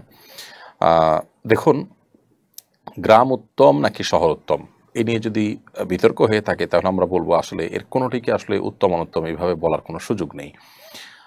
কোরআনে কারিমে যে আয়াতের দিকে ইঙ্গিত করে এখানে বিতর্ক কেউ বা কারা করছে যেটি আপনি উল্লেখ করলেন, আল আরাবু আসাদ্দু কুফরাও ওয়া নিফাকা ইলা আখিরিল আয়া, এখানে বেদুইনদের কথা আল্লাহ তাআলা উল্লেখ করেছেন যে তাদের কুফর এবং নেফাকের ক্ষেত্রে তারা অনেক বেশি কঠোর হয়ে থাকে এবং আল্লাহর বিধিবিধান না জানার ক্ষেত্রে তারা অনেক বেশি তারা অগ্রসর থাকে, অর্থাৎ এগুলো খুব কম জানে তারা এবং কম জানার মতো থাকে, কারণ তারা আসলে গ্রামীণ বা আপনার বেদুইন কালচারে থাকার কারণে তাদের এগুলো শেখার সুযোগ হয় না নানা কারণে।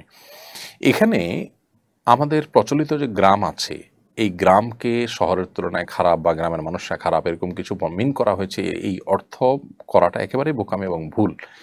বর্তমানে প্রচলিত যে গ্রামগুলো আছে এগুলো কোনোটাকেই কোরআন যে আল আরাব বলেছে সে আরাবের আওতাভুক্ত নয়, বরং এগুলো সবগুলো আপনার শহরের যে জীবন, এই শহরের জীবনের শহরের যে সুযোগ সুবিধা সেগুলো সব সেখানে আছে, এই শহরের অন্তর্ভুক্ত।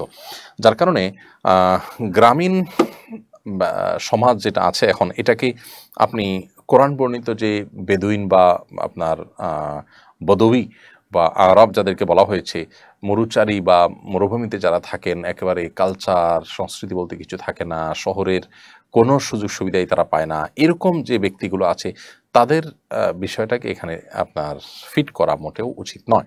বর্তমানে প্রচলিত গ্রাম এবং শহর এই সবগুলোই শহরের অন্তর্ভুক্ত, কারণ জুমা পড়ার জন্য আপনার শহর হওয়ার শর্ত হয়। এইখানে শহর বলতে আমাদের প্রচলিত গ্রামও কিন্তু জুমার জন্য উপযুক্ত, অর্থাৎ শহর বলতে যা বোঝানো হয় সেগুলো এখানে আছে। তো যার কারণে আমাদের দেশে প্রচলিত গ্রাম এবং শহরকে উত্তম অনুত্তমের ভিত্তিতে বিভক্ত করার কোনো সুযোগ নেই। দ্বিতীয়ত একটা বিষয় হলো যে কোরআনে যে বেদুইনদের কথা আল্লাহ তাআলা বলেছেন তাদের শিরক এবং নফরের ক্ষেত্রে নাফাকের ক্ষেত্রে তারা অনেক বেশি কঠোর, এর একটা ব্যাখ্যা হলো যে এটা মূলত মক্কার মুনাফিকদের আলোচনার মদিনা মুনাফিকদের আলোচনার পরে আল্লাহ তাআলা বলেছেন যে মদিনা মুনাফিকরা তো মুনাফিকের ক্ষেত্রে তারা কঠোর এবং খারাপ আছেই। এর পাশাপাশি যারা বেদুইন দূরে আছে তারা নবী সাল্লাল্লাহু আলাইহি ওয়াসাল্লামের সোহবত, তারপরে কোরআন সুন্নাহ এসব কিছু যদি দূরে থাকার কারণে তারা আরও বেশি কঠোর থাকে কুফরের ক্ষেত্রে এবং নেফাকের ক্ষেত্রে, এটা তাদের কথা বলা হয়েছে। আরেকটা ব্যাখ্যা হলো এক্ষেত্রে যে এখানে বেদুইনদের কথা যে বলা হলো যে তাদের কুফর এবং নেফাকের ক্ষেত্রে তারা অনেক কঠোর, এরপরের আয়াতে কিন্তু বলা হয়েছে তাদের মধ্যে মুনাফিক আছে, তারপরের আয়াতে বলা হয়েছে তাদের মধ্যে ইমানদার আছে যারা দান করতে পছন্দ করেন। তার বোঝা গেল যে বেদুইন মানেই যে খারাপ তা কিন্তু না। বেদুইনদেরকে এখানেই পরপর 3টি আয়াতে বেদুইনদের মধ্যে কাফের, বেদুইনদের মধ্যে মুনাফিক মুসলমান 3 শ্রেণীর মানুষ আছে, আল্লাহ তাআলা সেটা উল্লেখ করেছেন। অতএব বেদুইন মানেই যে খারাপ হয়ে যাবে সেটি কিন্তু আল্লাহ তাআলা বলেন নাই। 3 আয়াতকে আপনি সামনে রাখলে তখন পুরো বিষয়টা পরিষ্কার হয়। হ্যাঁ, এটা ঠিক যে তাদের মধ্যে যারা খারাপ হয় তারা সাধারণত অনেক বেশি খারাপ হয়, তাদের মুনাফিকি, তাদের কুফরিটা অনেক কঠোর হয়ে থাকে। এর কারণ সেটাও আয়াতের শেষ অংশ আজদারু আল্লাহ ইয়ালামু হুদুদা মা আনজালাল্লাহ ইলা আখির আয়াত থেকে বোঝা যায় যে তারা আসলে আল্লাহর বিধিবিধান না জানার ক্ষেত্রে অধিকতর উপযুক্ত, অর্থাৎ এটা যে তারা জানবে না সেটাই স্বাভাবিক। ব্যাপারটা এরকম যে তাদের কালচার নেই, সুযোগ সুবিধা নেই, এসব কারণে তারা মুনাফিক এবং কুফরের ক্ষেত্রে অনেক কঠোর হয়ে থাকে। যাদের মধ্যে যারা কাফের তারা কাফের, তাদের মধ্যে যারা কাফের তাদের মধ্যে এই কঠোরতাটা কুফরের ক্ষেত্রে মুনাফিকের ক্ষেত্রে অনেক বেশি, সেটা আল্লাহ তাআলা বলেছেন। অতএব বিষয়টাকে আমরা যদি নর্মালাইজ করি বা জেনারেলাইজ করি তাহলে সেটা ভুল হবে। আরাফাত রহমান আপনি লিখেছেন, আপনার প্রশ্ন উত্তর আমরা দিয়েছি। এমডি ফাইসাল ইসলাম আপনি লিখেছেন, ক্লাসের সময় নামাজের সময় হলে নামাজে যাওয়ার অনুমতি দেওয়া হয় না, পরে পড়তে বলা হয়, এই কারণে নিয়মিত জামাত তরক করলে কে গুনাহগার হবে, আমি নাকি শিক্ষক? দয়া করে উত্তর দিবেন। পরে যদি নিজেরা জামাত করে নামাজ পড়া যায় তাহলে সেক্ষেত্রে তো অসুবিধা নেই, হতে পারে, কিন্তু নিয়মিত মসজিদের জামাত তরক করে এভাবে আপনার আলাদা করে জামাত করা এটা অনুত্তম। তবে আপনি এর কারণে জামাতে সালাত আদায় করার যে সওয়াব সেটা পাবেন এবং দায় মুক্তি হবেন ইনশাআল্লাহ বিইذنিল্লাহ। যদি একাকী নামাজ পড়তে হয়, জামাত পড়ার মধ্যে কোনো সুযোগ পরিবেশ না থাকে, তাহলে সেক্ষেত্রে শিক্ষক এরকম বাধা দেওয়ার কারণে শিক্ষক তো গুনাহগার হবেনই, আর বিকল্প যদি থাকে আপনি সেটা অবলম্বন না করেন তাহলে সেক্ষেত্রে আপনিও গুনাহগার হবেন। অর্থাৎ এখানে শিক্ষকের দোষটা নিশ্চিত, কিন্তু আপনিও দোষী হতে পারেন যদি আপনার এখানে করণীয় ঠিক না করতে পারেন। অনেক করণীয় হতে পারে, ছাত্ররা নিজেদেরকে আরও বন্ধুবান্ধবদেরকে আরও সহপাঠীদেরকে সাথে নিয়ে শিক্ষকের উপর প্রেশার দেওয়া যেতে পারে, কর্তৃপক্ষের উপর প্রেশার দেওয়া যেতে পারে, শিক্ষা প্রতিষ্ঠান চেঞ্জ করা যেতে পারে, বহু অপশন রয়েছে। কিন্তু যদি এমন হয় যে ক্লাসের পর খুব বেশি বিলম্ব না করে জামাতের সাথে নামাজ পড়ার ব্যবস্থা আছে তাহলে সেটা অবশ্যই করা যেতে পারে, তাতে দোষের কিছু নেই। কিন্তু যদি অনেক বেশি বিলম্ব হয় এবং জামাতের বিষয় নিশ্চিত না থাকে তাহলে সেক্ষেত্রে এটা অবশ্যই অন্যায়ের মধ্যে পড়বে। প্রিয় দর্শক, দেখতে দেখতে আমরা অনুষ্ঠানের ঠিক মাঝামাঝি পর্যায়ে চলে এসেছি, বরং বেশ খানিকটা আগে আমরা সেটা পার করেছি। অতএব ছোট্ট একটি বিরতিতে যাচ্ছি, বিরতির পর আবারও ফিরে আসবো ইনশাআল্লাহ শরীরের সমাধান অনুষ্ঠানে। সে পর্যন্ত আমাদের সঙ্গেই থাকুন। কোরআন মানব জাতির মুক্তির সনদ, কোরআন আমাদের গাইডবুক। অথচ সমাজের খুব কম মানুষই কোরআন বোঝেন বা বোঝার চেষ্টা করেন। বছর জুড়ে কোরআন চর্চার লক্ষ্যে শুরু হলো আস-সুন্নাহ ফাউন্ডেশনের যাবৎকালের সর্ববৃহৎ প্রতিযোগিতা কোরআন বর্ষ। 2024 রমজান থেকে 2025 রমজান পর্যন্ত 6 ধাপে অনুষ্ঠিত হতে যাচ্ছে আল কুরআনুল কারীম পাঠ ও প্রতিযোগিতা। বিজয়ীদের জন্য থাকছে 3টি উমরাহ, 1টি কম্পিউটার, 5টি ব্যক্তিগত লাইব্রেরি, 6টি কিন্ডেল রিডার সহ 15 লক্ষ টাকার মূল্যবান সব পুরস্কার। আল্লাহ সুবহানাহু ওয়া তাআলা আমাদেরকে ভালো কাজে একে অন্যের সঙ্গে প্রতিযোগিতায় অবতীর্ণ হওয়ার নির্দেশ করেছেন। সুতরাং আসুন কোরআন চর্চার এই মহা আয়োজনে, কোরআনের এই বিশাল প্রতিযোগিতায় সামিল হয়ে নিজেদেরকে কোরআনের জ্ঞানে সমৃদ্ধ করি, জীবনকে করি কোরআনময়। পার্থিব সমস্ত মহামূল্যবান পুরস্কার জেতার পাশাপাশি আল্লাহ সুবহানাহু ওয়া তাআলার কাছ থেকে অফুরন্ত বিনিময় লাভের এই সুযোগটি যেন আমাদের কারোর হাতছাড়া না হয়। তাহলে আর দেরি নয়, শুরু করুন এখনই কোরআন বর্ষ, বছরব্যাপী কোরআন চর্চার এক অনন্য আয়োজন। আস-সুন্নাহ ফাউন্ডেশন, উম্মার স্বার্থে, সুন্নাহর সাথে। প্রিয় দর্শক, বিরতির পর আবার আপনাদেরকে স্বাগতম জানাচ্ছি। আপনারা দেখছেন আস-সুন্নাহ ফাউন্ডেশন আয়োজিত সাপ্তাহিক প্রশ্নোত্তর অনুষ্ঠান শরঈ সমাধানের 232তম পর্ব। বিরতির আগে আমরা অনেকগুলো প্রশ্ন উত্তর দিয়েছি। এই পর্যায়ে আমি যে প্রশ্নটি দেখতে পাচ্ছি সেটা হলো যে শাহরিন পারিশা এআইডি থেকে আপনি লিখেছেন, আমার হাজব্যান্ড বিদেশে পড়াশোনার জন্য যেতে চায়। আল্লাহর রহমতে সে ইসলামিক সকল নিয়ম মেনেই চলে এবং 5 ওয়াক্ত নামাজ পড়ে। এখন বিদেশে যাওয়ার জন্য সে যদি কিছু টাকা ব্যাংক থেকে লোন নেয়, সেটা জায়েজ হবে কিনা। যেখানে পড়তে যাবে সেখানে গিয়ে দিনদারিতা, ইমান রক্ষা করা যদি চ্যালেঞ্জিং হয়, তাহলে সেক্ষেত্রে সেটা স্যাক্রিফাইস করাটাই হবে ইমানের দাবি এবং তাকওয়ার দাবি। আর ব্যাংক থেকে লোন নিয়ে, অর্থাৎ শুধু লোন নিয়ে যদি যায়, সেটা তো জায়েজ হওয়ার কোনো কারণ থাকতে পারে না। শুধু লোন নিয়ে যদি তিনি বিদেশ কেন দেশেও কোনো কিছু করতে যান, সেটা হারাম হবে। ইমানদার একটু লাক্সারিয়াস লাইফের জন্য, একটু ভালো চলার জন্য তিনি সুদের আশ্রয় নেবেন, এটার কোনো সুযোগ ইসলামের শরীয়তের দৃষ্টিকোণ থেকে নেই। বিধায় সুদের এই কারবার থেকে বেঁচে থাকার জন্য আপ্রাণ চেষ্টা অব্যাহত রাখতে হবে। মাওল হক আপনি লিখেছেন, সাধারণত যে কোনো সাল গণনা শুরু হয়েছে কোনো একটা সাফল্যকে কেন্দ্র করে, যেমন খ্রিস্টাব্দ শুরু হয়েছে ঈসা আলাইহিস সালামের জন্ম থেকে, অন্যদিকে হিজরি সাল শুরু হয়েছে নবী সাল্লাল্লাহু আলাইহি ওয়াসাল্লামের হিজরত থেকে। হিজরত তো কোনো সাফল্য নয় এবং কাঙ্ক্ষিত বিষয় নয়, তার সত্ত্বেও হিজরত থেকে এই সাল গণনার কারণ কি? খুবই গুরুত্বপূর্ণ একটি প্রশ্ন করেছেন ভাই মাহবুল হক। আপনার এই প্রশ্নের উত্তরে আমরা বলতে চাই যে নবী করিম সাল্লাল্লাহু আলাইহি ওয়াসাল্লামের হিজরত থেকে যে হিজরি সন গণনা শুরু হয়েছে, এর অন্যতম প্রধান কারণ হলো যে হিজরত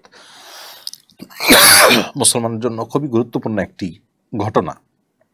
এই ঘটনার সাথে অনেক কিছুর সম্পর্ক রয়েছে।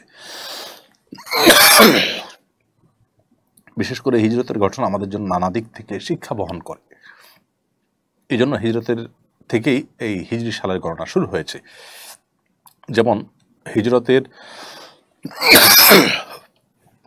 অন্যতম বড় শিক্ষা হলো বাতিল এবং হক, এই দুইটার দ্বন্দ্ব চিরন্তন সত্য এবং বাস্তবতা। পৃথিবীতে যেখানেই হক কাজ করবে সেখানেই বাতিল এসে উপস্থিত হবে এবং বাতিল মাথাছাড়া দিবে। নবী করিম সাল্লাল্লাহু আলাইহি ওয়াসাল্লাম এত বেশি প্রিয় ছিলেন মক্কার মানুষদের কাছে, এরপরও তার উপরে তারা খড়গস্ত হয়েছে, তাকে নির্যাতন স্টিমরোলার চালিয়ে নিজ মাতৃভূমি থেকে বের হয়ে চলে যেতে বাধ্য করেছে। তো এখান থেকে বোঝা গেল যে হক যেখানে কাজ করবে সেখানে বাতিল মাথাছাড়া দিবে এবং বাধা দিবে, এটাই স্বাভাবিক। এবং নবী করিম সাল্লাল্লাহু আলাইহি ওয়াসাল্লাম তিনি হিজরত করে মূলত আমাদের কাছে এটি প্রমাণ করেছেন যে সত্যের কথা, ন্যায়ের কথা বলে আপনি যত ভালো মানুষই থাকুন না কেন, একটা পর্যায়ে আপনার সাথে বাতিল এর দ্বন্দ্ব হবে এবং তারা আপনাকে বাধা সৃষ্টি করবে। বিধায় আমরা এটা একটা অ্যালার্ম হিসাবে নিতে পারি। এবং নবী করিম সাল্লাল্লাহু আলাইহি ওয়াসাল্লাম হিজরতের আরেকটা বড় শিক্ষা হলো ইন্না মা'আল উসরি ইউসরা, নিশ্চয়ই কঠিন সময়ের পর ভালো সময় আসে, কষ্টের পরে সুখ আসে। নবী করিম সাল্লাল্লাহু আলাইহি ওয়াসাল্লাম যখন হিজরত করেছেন তখন সেটা ছিল মুসলমানদের জন্য খুবই বেদনার। রাতের অন্ধকারে কোনো রকম যান বাঁচিয়ে চলে আসতে হয়েছে। সাহাবীদের হিজরত করতে হয়েছে অত্যন্ত কষ্ট এবং অত্যন্ত বেদনা সহ্য করে। এরপর খুব অল্প সময়ের ব্যবধানে আল্লাহ রাব্বুল আলামিন নবী করিম সাল্লাল্লাহু আলাইহি ওয়াসাল্লামকে মক্কা বিজয়ের তৌফিক দিয়েছেন, মক্কা বিজয়ের সুযোগ তিনি পেয়েছেন। অতএব কষ্ট চিরকাল থাকে না, যত কষ্টই হোক না কেন সেটাকে আল্লাহ তাআলা সুখে পরিণত করতে, রূপান্তর করতে খুব বেশি সময় আল্লাহ তাআলার প্রয়োজন হয় না। বিধায় আমরা একজন ইমানদার হিসাবে এই সমস্ত হিজরতের ঘটনার যে শিক্ষাগুলো আছে সেগুলো আমরা গ্রহণ করার চেষ্টা করব। এবং হিজরত আমাদেরকে ঘুরে দাঁড়াতে শিখিয়েছে, হিজরত আমাদেরকে আত্মত্যাগের শিক্ষা দিয়েছে। নবী করিম সাল্লাল্লাহু আলাইহি ওয়াসাল্লাম হিজরতের আগে অত্যন্ত সুনিপুণ পরিকল্পনা ছিল। তিনি বের হওয়ার আগে আল্লাহ তাআলাকে তার জায়গায় শোয়ে কাফেররা যাতে তার গতিবিধি বুঝতে না পারে সেই প্ল্যান করেছিলেন। তারপর আব্দুল্লাহ ইবনে আবু বকর রাদিয়াল্লাহু তাআলা আনহুকে দিয়ে নবী সাল্লাল্লাহু আলাইহি ওয়াসাল্লাম মক্কার খবরাখবর গারে শহরে জানার চেষ্টা করতেন, সেজন্য তাকে নিয়োগ করেছেন। আসওয়া বিনতে আবু বকর রাদিয়াল্লাহু তাআলা আনহা, তিনি নবী করিম সাল্লাল্লাহু আলাইহি ওয়াসাল্লামের জন্য নবী করিম সাল্লাল্লাহু আলাইহি ওয়াসাল্লামের জন্য খাবার পাঠাতেন, ক্যাটারিংয়ের দায়িত্ব তিনি পালন করতেন। তারপর এদিকে আব্দুল্লাহ ইবনে উরাইকিত, ওনাকে নবী করিম সাল্লাল্লাহু আলাইহি ওয়াসাল্লাম মদিনার রাস্তা বিশেষজ্ঞ হওয়ার কারণে তাকে সেটা ব্যাপারে গাইড করতে বলেছেন। এই যে অনেকগুলো পরিকল্পনা নবী সাল্লাল্লাহু আলাইহি ওয়াসাল্লাম নিয়েছেন, এখান থেকে বোঝা যায় একজন ইমানদার কত সুনিপুণ পরিকল্পনা করে তাকে সামনে আগানো দরকার। সেই সাথে আল্লাহ তাওয়াক্কুলের কোনো ঘাটতি ছিল না। তিনি আবু বকর রাদিয়াল্লাহু তাআলাকে বলেছেন, আল্লাহ মা'ানা, আল্লাহ আমাদের সাথে আছেন, কোনো পেরেশানির কারণে লা তাহজান, ডিপ্রেশন করো না। তো এরকম অনেকগুলো শিক্ষার বিষয় হিজরত থেকে আমাদের জন্য রয়েছে, সেগুলো আমাদের ধারণ করা উচিত। সেজন্য হিজরত থেকেই এই সাল গণনা শুরু হয়েছে। Nayef Amarnath Mohammad Deif ID থেকে আপনি লিখেছেন, দত্তক নেওয়া মেয়ের বিয়েতে ওলি কে হবেন? মেয়ের আসল বাবা নাকি পালক বাবা? জন্মদাতা পিতা জীবিত থাকা সত্ত্বেও তাকে না জানিয়ে মেয়ে বিয়ে দেওয়া জায়েজ হবে কিনা? মেয়ে যে দত্তক নেওয়া বিষয়টা বরপক্ষের কাছে গোপন রেখে বিয়ে দেওয়া ইসলামী দৃষ্টিতে কেমন, কোরআন সুন্নাহর আলোকে বিষয়গুলো খোলাসা করবেন। ভাই নাইফ, দত্তক নেওয়া মেয়ের বিয়েতে অভিভাবক হবেন মেয়ের বাবা এবং জন্মদাতা বাবা। পালক বাবা তিনি অভিভাবক হবেন না। হ্যাঁ, জন্মদাতা বাবা যদি পালকের দায়িত্ব দেন, বলে দেন যে হ্যাঁ আমি আপনাকে দায়িত্ব দিলাম বা আপনাকে অনুমতি দিলাম, তখন তিনি অভিভাবকত্ব করতে পারেন। অর্থাৎ শর্ত সাপেক্ষে এই অভিভাবকত্ব হতে পারে। অর্থাৎ তার মূল বাবা যিনি, তার অনুমতি হিসাবে, তার প্রতিনিধি হিসাবে এটা হতে পারে। এর বাইরে আসলে আপনার কোনো প্রকার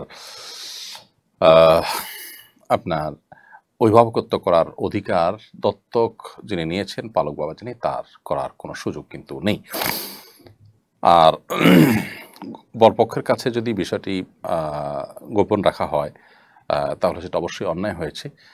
যদিও আপনার প্রাপ্তবয়স্ক মেয়ে হলে হানাফি মাযহাব অনুযায়ী বাবার অনুমতি ছাড়াও বিয়ে হয়ে যাবে। অতএব বিয়ে বিশুদ্ধ হয়ে যাবে। যদি তারা হানাফি অনুসারী হয়ে থাকে, বিয়ে বিশুদ্ধ হয়ে যাবে, কিন্তু কাজটা অবশ্যই অন্যায় হয়েছে এবং মেয়ের জন্মদাতা বাবার সাথে এই বিষয়গুলো শেয়ার করা উচিত এবং তার অনুমতি নেওয়া উচিত। সাদেক আলফাজ আপনি লিখেছেন, আমি ইরাকে থাকি। আমি মাঝে মধ্যে মসজিদে গিয়ে ফজরের নামাজ পড়ি, কিন্তু ফজর নামাজের শেষ রাকাতে রুকু থেকে উঠে সরাসরি হাত তুলে দোয়া শুরু করি। দোয়া শেষ করে তারপর সেজদা যায়, তাতে কি নামাজের ক্ষতি হবে?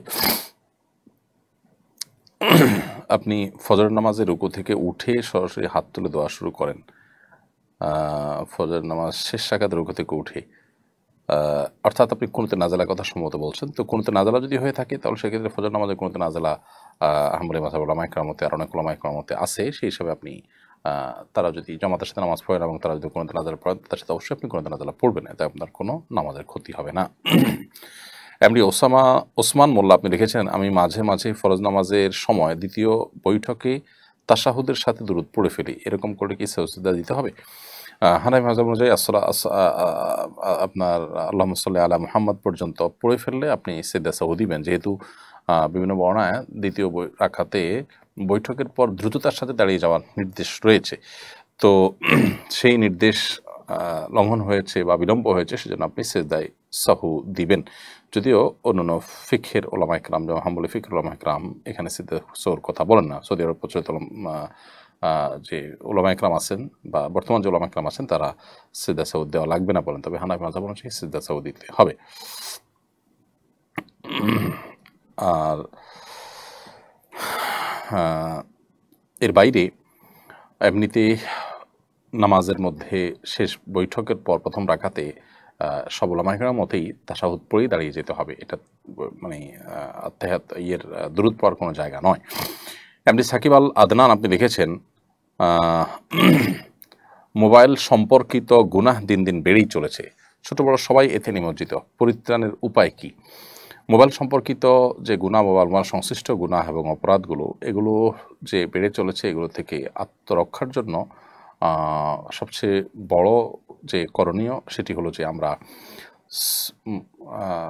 মোবাইল ফোনের যে ক্ষতি আছে, এর আসক্তির যে ব্যাপার আছে, সেটা থেকে বেঁচে থাকার জন্য বিভিন্ন রকমের শর্ট কোর্স আছে, বিভিন্ন রকমের কাউন্সেলিং প্রোগ্রাম রয়েছে, এর ক্ষতিকর দিকগুলো রয়েছে। গত কদিন আগে আমাদের একজন সংসদ সদস্য, তিনি পেশায় একজন ডাক্তার, অন্য ধর্মাবলম্বী, তিনি সংসদে দাঁড়িয়ে মোবাইল এর আবিষ্কারক, সোশ্যাল মিডিয়ার প্রতিষ্ঠাতা, তাদের অনেকের এবং গুরুত্বপূর্ণ ব্যক্তিদের উক্তি তারা উল্লেখ করেছেন যে যারা এই আসক্তির আইটেমগুলো তৈরি করছেন, তারা নিজেদের পরিবারকে, নিজেদেরকে তারা সেগুলো থেকে বাঁচিয়ে রাখছেন এবং তারা বলছেন সেটা প্রকাশ্যে। তো এই সম্পর্কে আমাদের কাউন্সেলিং দরকার, যারা মোবাইল আসক্তিতে আপনার জড়িয়ে আছেন এবং নানা রকমের গুনাহে লিপ্ত হচ্ছেন মোবাইলের কারণে তাদের। এর বাইরে মোবাইল সংশ্লিষ্ট গুণা থেকে যদি কেউ বাঁচতে না পারেন, প্রয়োজনে তিনি স্মার্টফোন ছেড়ে বাটন ফোনে চলে যাবেন, একটা সময়ের জন্য অন্তত 2-4 মাস 6 মাস সময়ের জন্য হলেও তার উচিত এই পর্যায়ে চলে যাওয়া। এমনি মনিরুজ্জামান আল মনির আপনি লিখেছেন, আল্লাহ আমাকে একটি পুত্র সন্তান দিয়েছেন, ছেলের নাম আব্দুল্লাহ ইবনে মনির রাখলে কিছুই হবে কিনা? খুবই সুন্দর নাম, আপনার নাম যেহেতু মনির আর ছেলের নাম আব্দুল্লাহ রাখলে আব্দুল্লাহ মনির রাখলে খুবই সুন্দর এবং চমৎকার নাম হবে। সালমা আক্তার লিখেছেন, বাইরে সাধারণত হিজাব পরে, এরকম অনেক মেয়েরাও বাসায় হাফহাতা গেঞ্জি পরেন, কেউ উপরে ওড়না পরেন, অনেকে পরেন না। মাহরামদের সামনে গেঞ্জি পরা জায়েজ হবে কিনা? মাহরামদের সামনে পর্দার পরিধি কতটুকু?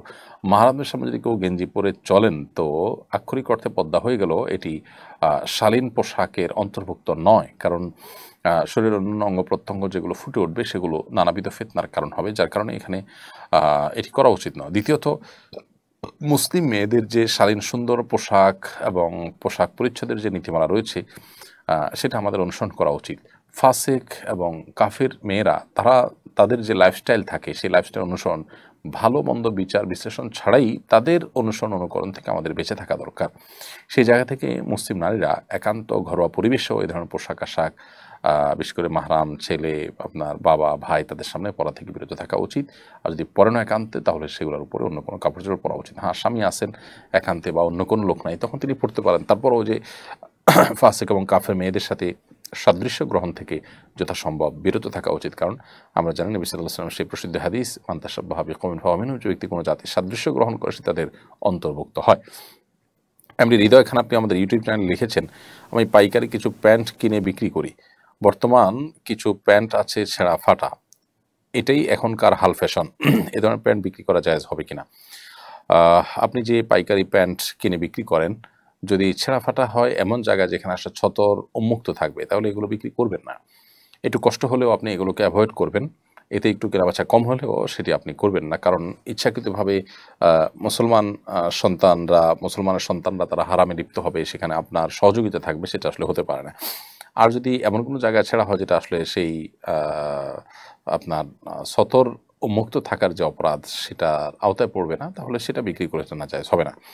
তানভীর আল মাহিন আপনি লিখেছেন, বিধর্মীদেরকে কোরআন উপহার দেওয়ার বিষয়টা কতটা যৌক্তিক?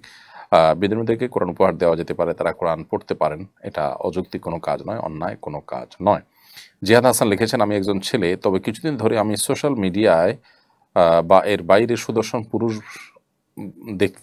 দেখতে ভালো এমন পুরুষের প্রতি আকর্ষণ অনুভব করছি। এই ধরনের চিন্তা বা অনুভূতি থেকে মুক্তি পাওয়ার উপায় কি? এই জন্য আপনি ভালো একজন সাইকিয়াট্রিস্ট দেখান, এবং সেই সাথে আপনার কাউন্সেলিং খুব বেশি প্রয়োজন, বিশেষ করে জেন্ডার বিষয়ক যারা বিশেষজ্ঞ আছেন তারা আপনাকে খুব ভালো করে কাউন্সেলিং করতে পারবেন।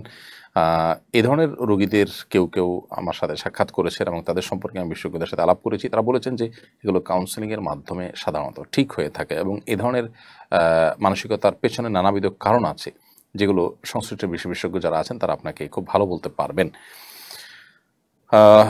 শিউলি মাহমুদ আপনি রেখেছেন, মেয়েদের অনেকে নখের উপর একটু লম্বা ধরনের নকল নখ পরে, একইভাবে চোখের উপর আলাদা পাপড়ি ব্যবহার করে, মাথায় পরচুলা ব্যবহার করে, সৌন্দর্যের জন্য নকল নখ, নকল পাপড়ি এবং পরচুলা ব্যবহারের শরীর বিধান কি?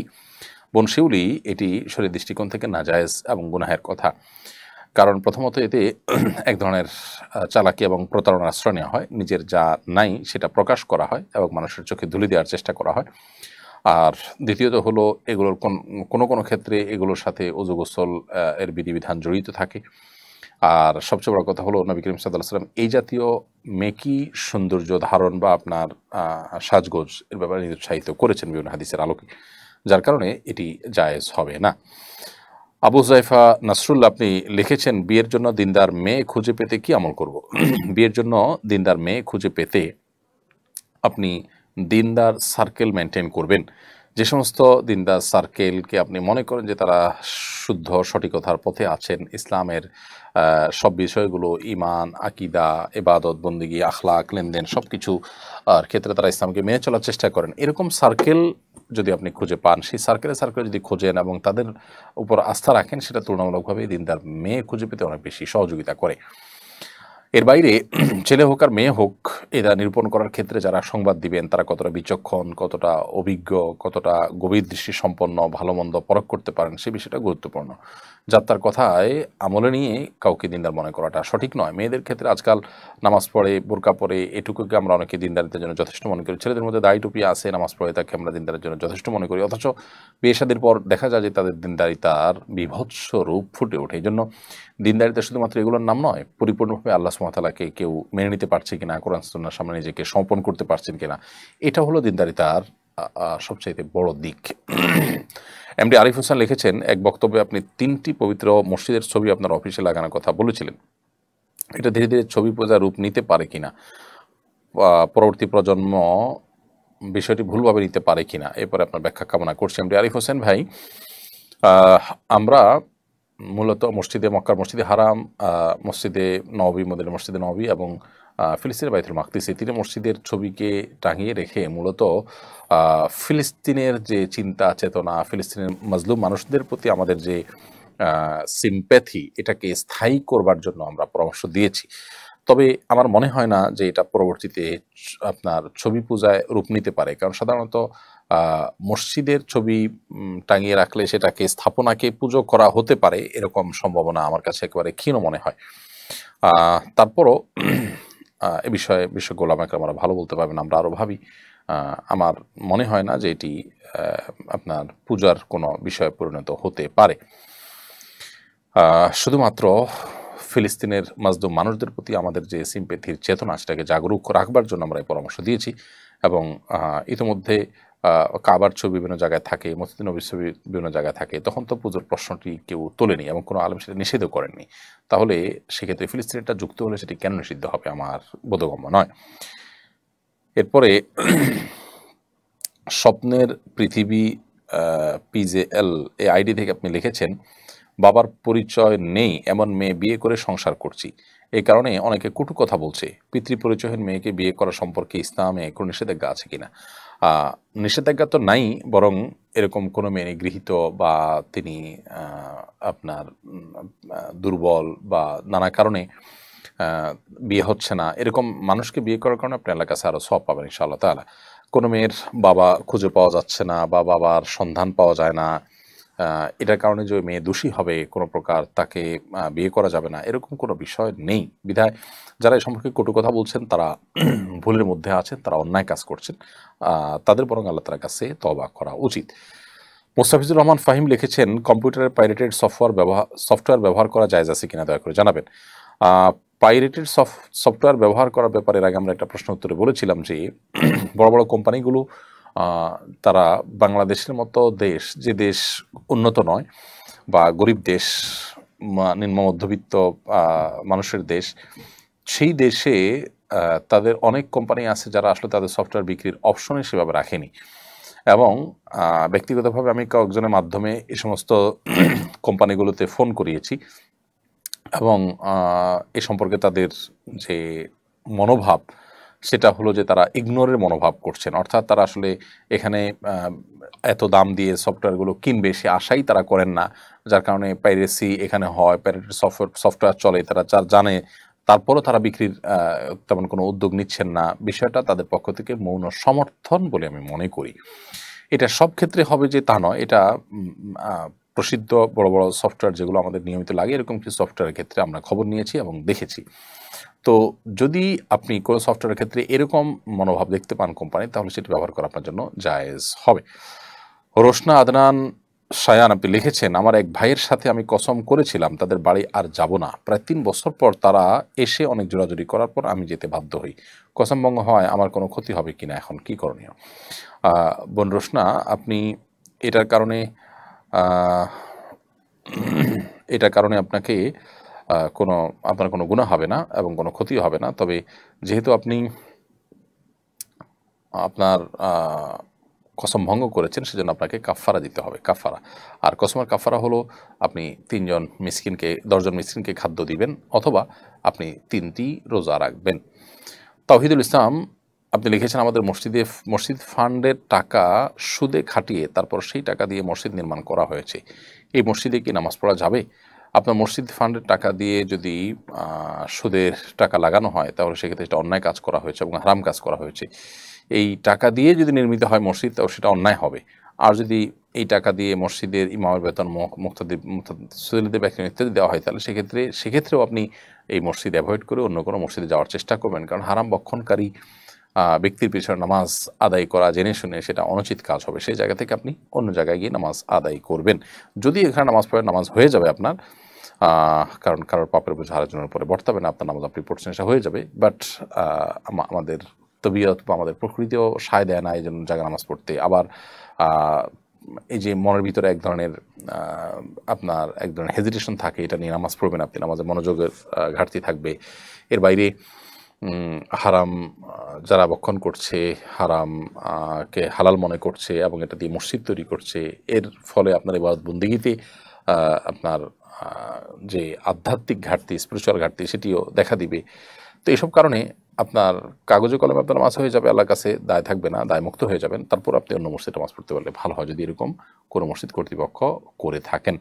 ইমন হোসেন আপনি লিখেছেন, আমি জেনারেল ধারার শিক্ষার্থী, ইসলাম সম্পর্কে জ্ঞান অর্জন করতে পরামর্শ কামনা করছি। জেনারেল ধারার শিক্ষার্থী হলে উলামায়ে কেরামের তত্ত্বাবধানে থেকে দিন শেখার চেষ্টা করবেন। ডক্টর আব্দুল্লাহ জাহির রহমানের বইগুলো, আশরাফুল আহমদের বইগুলো পড়ার চেষ্টা করবেন। আর অনেক উলামায়ে কেরাম আছে, তাদের বইগুলো থেকে আপনি দিনই শিক্ষা অর্জন করতে পারেন। মাহফুজ আহমদ লিখেছেন, ঈদ সম্প্রীতি শিক্ষা দেয়, অথচ আমাদের দেশে ঈদের ছুটিতে সবাই গ্রামের বাড়িতে গিয়ে জমি জমা নিয়ে মিটিং করেন। এতে পরস্পরের মনোমালিন্য তৈরি হয়, ঝগড়া বিবাদ করে সবাই ছুটি কাটিয়ে ঢাকায় ফিরে। বিষয়টাকে কিভাবে দেখেন? ঈদের যে সম্প্রীতির শিক্ষা রয়েছে, এখানে আমাদের দেশে অনেকে বাড়িতে গিয়ে জমি জমা নিয়ে মিটিং করেন, নিজের মধ্যে সলা পরামর্শ করেন, ঘরোয়া মিটিং করেন। তো এইটার ভালো মন্দ দুই দিকই আছে। ভালো দিক হলো যে বছরে অন্য কোনো সময় যাওয়া হয় না মানুষের সচরাচর, যাদের অন্য সময় যাওয়া হয় না, এই উসিলে তাদের বিবাদমান বা ঝুলন্ত জিনিসগুলোকে মিটমাট করার উদ্যোগ প্রশংসনীয়। আবার মন্দ দিকটা হলো যেটি বললেন আপনি, যে ঈদ সম্প্রীতি শিক্ষা দেয় অথচ সেখানে আমরা যে মনোমালিন্য তৈরি হতে পারে এমন কাজ করি। তো এক্ষেত্রে যেটা করা যেতে পারে তা হলো যে মনোমালিন্য যেন তৈরি না হয়, যে আমরা ঈদের সফরে আসছি, আনন্দের ঘন মুহূর্ত মধ্যে আছি, আমরা আলোচনা করি কিন্তু মনোমালিন্য বা ঝগড়া বিবাদ পর্যন্ত না নেওয়ার চেষ্টা করি, সবাই ধৈর্য ধারণ করার চেষ্টা করি। এই বিষয়ে কাউন্সেলিং ইত্যাদি করে তারপর শুরু করা যেতে পারে। তারপরও যদি বিষয়টা দফারফা করা যায়, বিষয়টা সুরাহা করা যায়, সেটা অবশ্যই প্রশংসনীয় হবে। বন্ধু বান্ধবরা মিলে সস্ত্রীক আড্ডা দিতে পারবে কিনা, স্ত্রীরা যদি হিজাব পরে বসে তাহলে জায়েজ হবে কিনা? আজকাল এটার প্রচলন শুরু হয়েছে, অনেকে একে শরীয়ত সম্মত মনে করে। দয়া করে কোরআন সুন্নাহর আলোকে আপনার মতামত জানাবেন। বন্ধু বান্ধবরা মিলে স্ত্রীকে সাথে নিয়ে আড্ডা দেন, স্ত্রী হিজাব পরে আসেন, এটা বেহায়াপনা এবং পর্দা খেলাফ কাজ।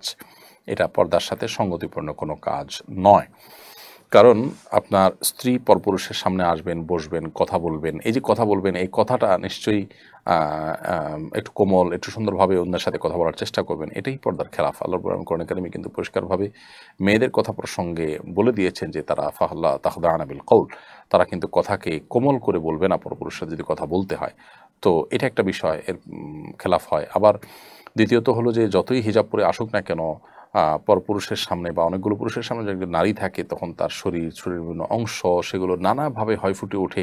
আর না হলে এভাবে যে মিশ্রণ, এটির ফলে আপনার নানাবিধ ফিতনার দুয়ার উন্মুক্ত করেন। নবী করিম সাল্লাল্লাহু আলাইহি ওয়াসাল্লামের মজলিসে এমনকি নামাজেও যদি মহিলারা আসতেন তারা আলাদা দাঁড়াতেন, পুরুষদের সাথে মিশ্রিতভাবে দাঁড়াতেন না, এবং পুরুষদের সাথে মিশ্রিত হয়ে নবী সাল্লাল্লাহু আলাইহি ওয়াসাল্লাম মজলিসে পর্যন্ত বসতেন না। নবী সাল্লাল্লাহু আলাইহি ওয়াসাল্লাম মজলিসে সাহাবীদের সাথে যদি বসা না যায় তাহলে বন্ধুদের সাথে বসার চিন্তা করতেই করা যেতে পারে। এটা যদি কেউ ইসলাম বা শরীয়ত সম্মত মনে করে সে তার ধারণার ভুল।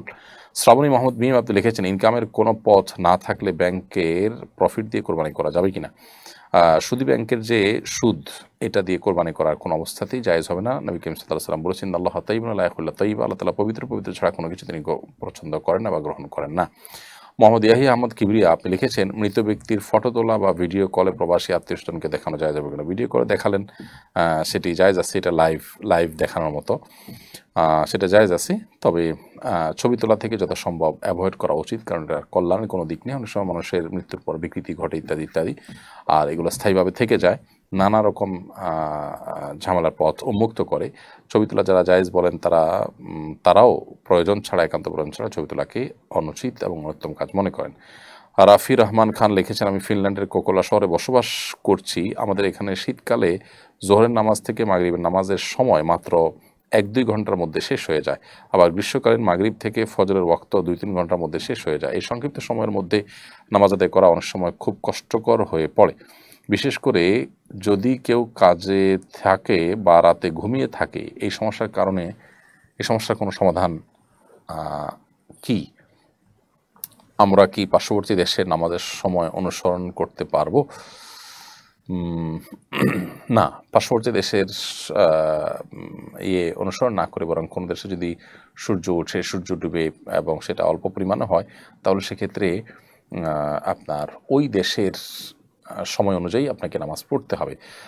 2 ঘন্টা শুধু রাতে পাচ্ছেন, তাহলে সেক্ষেত্রে সন্ধ্যার পরে যতটুকু সময় এশার ওয়াক্ত হওয়ার কথা ঠিক ততটুকু পরেই, কারণ এটা প্রকৃতির অবস্থা পরিবর্তনের উপর নির্ভর করে আপনার নামাজের রক্ত হয়ে থাকে আমরা জানি।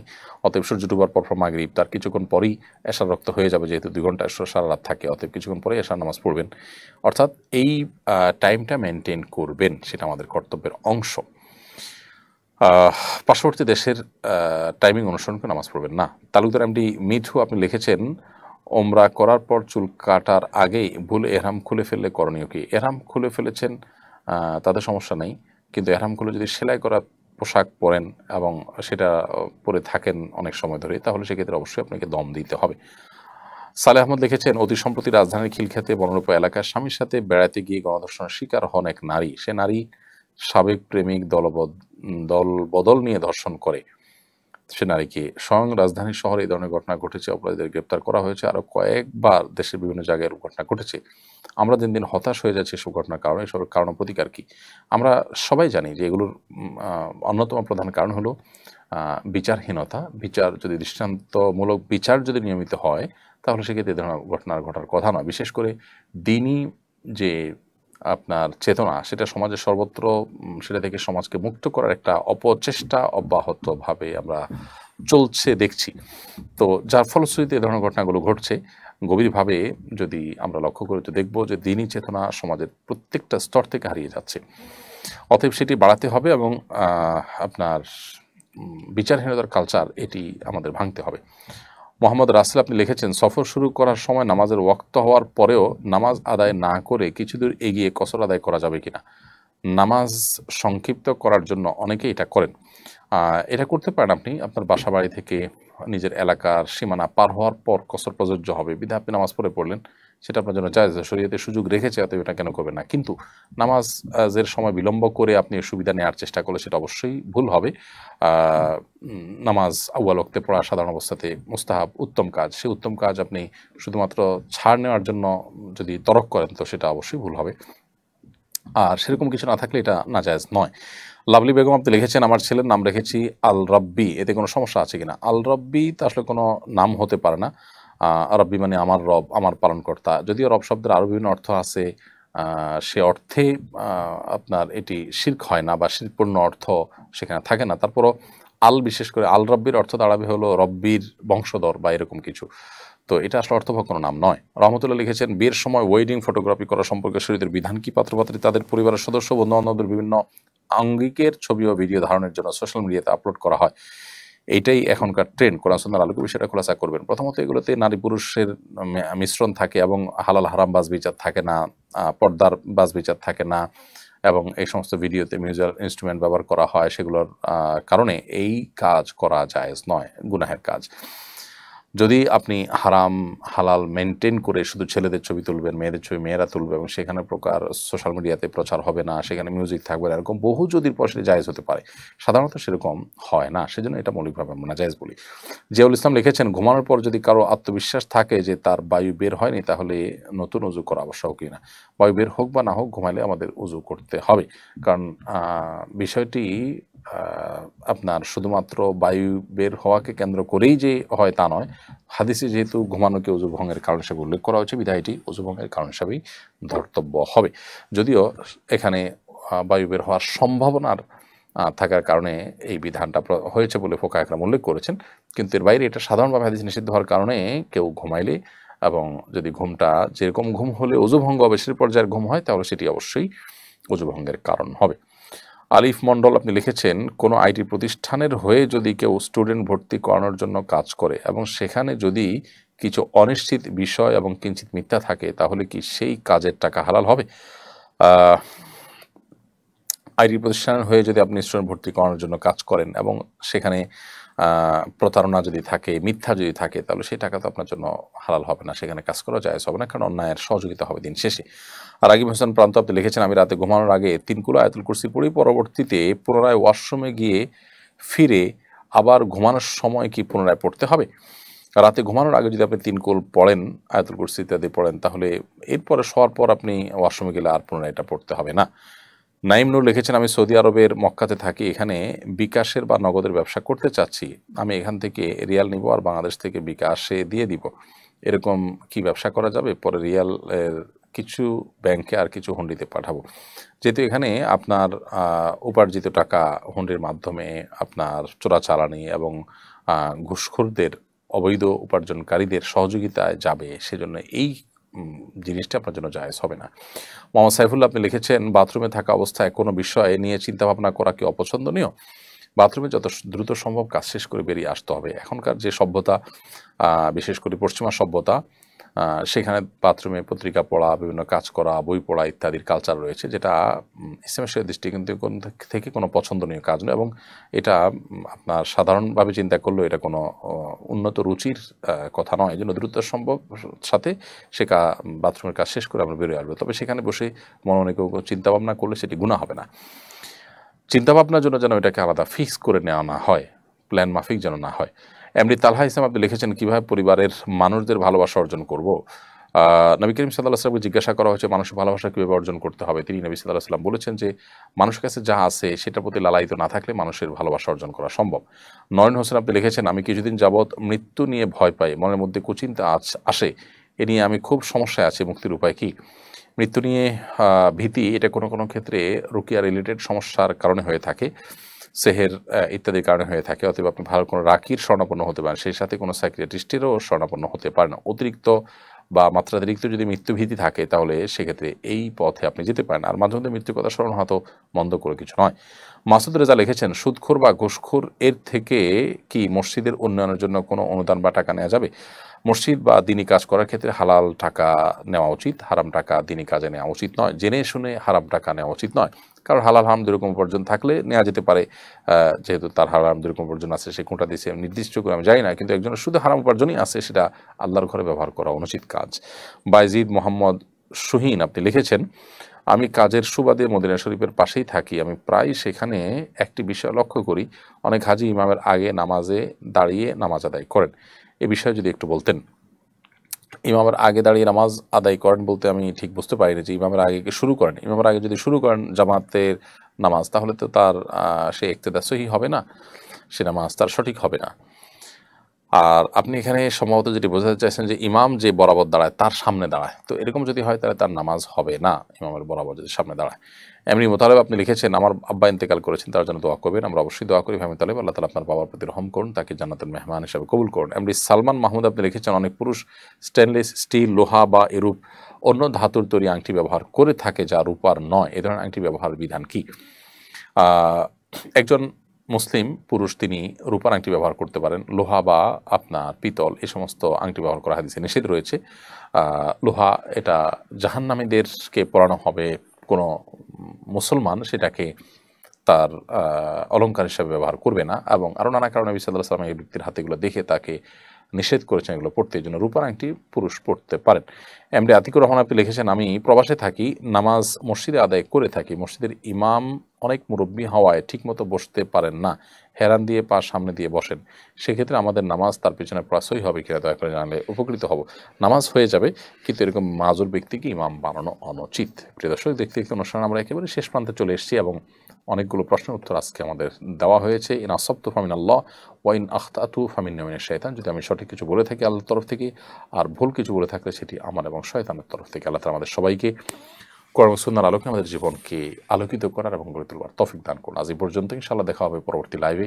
সে পর্যন্ত আল্লাহ তাআলা আমাদের সবাইকে ভালো রাখুন, সুস্থ রাখুন, নিরাপদে রাখুন। আসসালামু আলাইকুম ওয়া রাহমাতুল্লাহি ওয়া বারাকাতুহু। আসুন্নাহ ফাউন্ডেশন